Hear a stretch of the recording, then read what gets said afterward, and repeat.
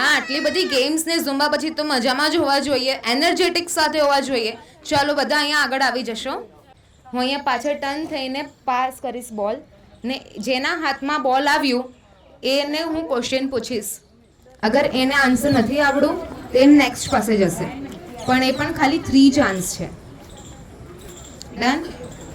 ના ગેમ ફટાફટ કમ્પ્લીટ થશે એટલે ઝડપ રાખજો બોલ પકડવામાં. 3, 2, 1. 3, 2, 1.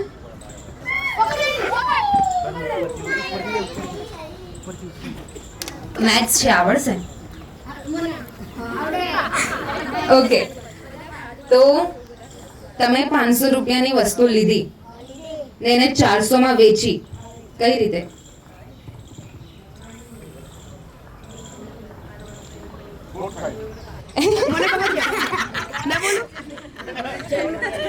Tick tick 1. એ જ બોલવાનું નહીં, ચીટિંગ નહીં ચાલે અહીંયા. જલ્દી 1, 2, 3. નહીં કરાય. અગર નહીં આવડે તો જ પાસ કરશો. 1, 2, 3, 4, 5, 6, 7, 8, 9, 10. Okay, next. કોને આવડે છે એ હાથ ઉપર કરો. બોલો. કારણ કે 500 રૂપિયાનું હતું. 500 રૂપિયાનું. ના ના, બિલકુલ નહીં. 500 રૂપિયાનું હતું. ના. તો ગણિત બાદ કરવામાં જતો રહ્યો ભાઈ. Thank you. બીજું કોઈ આન્સર આવડે છે કોઈને? હા ક્વેશ્ચન કર્યો. એને બકરો બનાવી દીધી. હા, જલ્દી જલ્દી. કોઈને આવડે છે? હું 10 to 1 કાઉન્ટ કરા. 10, 9, 8. Actually you have to take part in this, but તો પણ એક ચાન્સ લઈ લઈએ.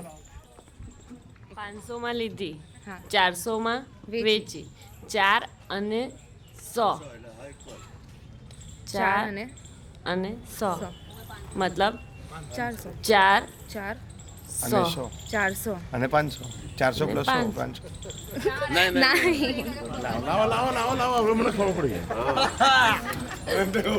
500 માં લીધી 500 લીધી ને 400 વેચી બરાબર. હા, 500 માં લીધું ને 400 માં વેચ્યું. 100 રૂપિયા ખોટ.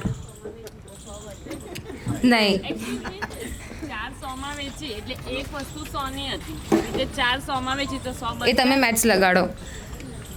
400 માં વેચી એટલે હા. એક વસ્તુ 100 રૂપિયાની છે અને 4 એવી રીતે વેચી એટલે 400 માં વેચી એટલે 100 રૂપિયા આપણી પાસે બચે. Very good.